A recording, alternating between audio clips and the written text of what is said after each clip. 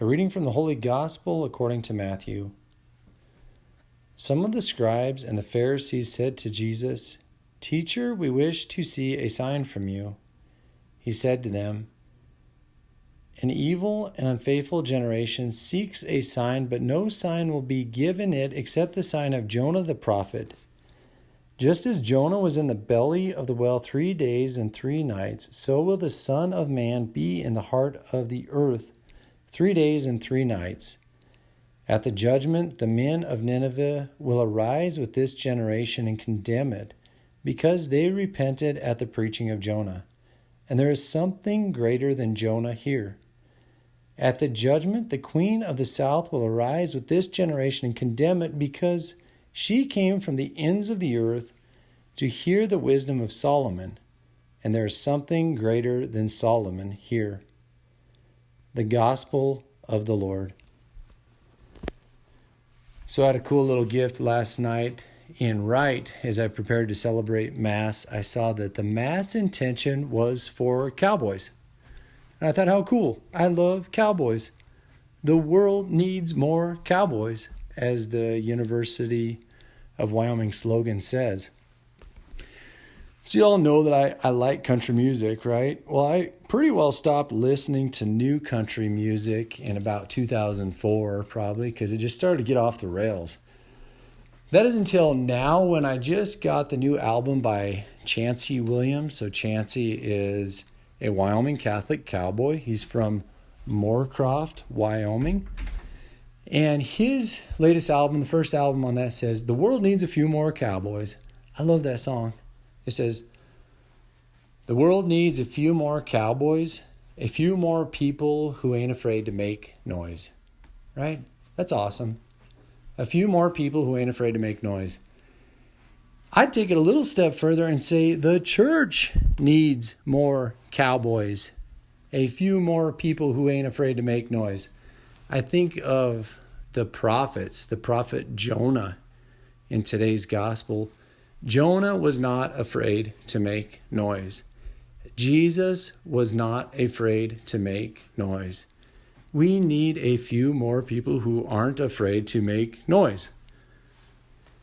So let's tackle a decent topic, a pretty heavy topic, pretty prevalent in the world right now.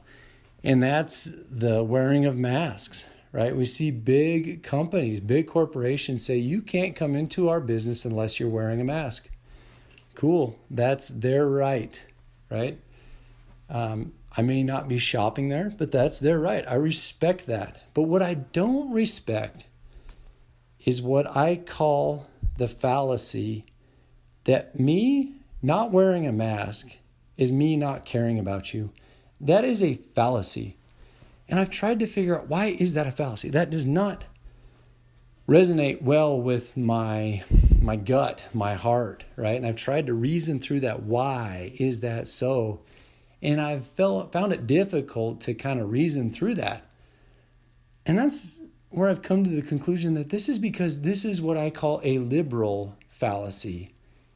It appeals to the emotions rather than to reason. Okay? And when I speak of liberalism, I am not speaking against individual people or political parties. No, I'm speaking to this underlying ideology that pervades much of America and much of the world. Have individual people prescribed to liberalism? Have individual political parties subscribed to liberalism? Yes. Do I condemn them? No. Do I have a problem with liberalism? Very much so. Okay, so back to the fallacy. That me wearing a mask is me not caring about you. That is debunk. That is bogus, okay? It's always turned back on us, right? That somehow I'm the bad guy for not wearing a mask. No, I care about you. I'm not wearing a mask because it's hard to wear a mask as I shovel while I'm irrigating the food that you eat, that you buy at Walmart. Yeah, I'm not wearing a mask because it scares my horse as I'm riding herd on the cattle that you eat, that you buy at Walmart.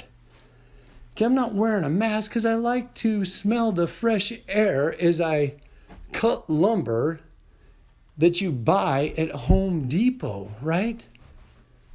People are working, right? They're providing for people. They care about you even though they're not wearing a mask.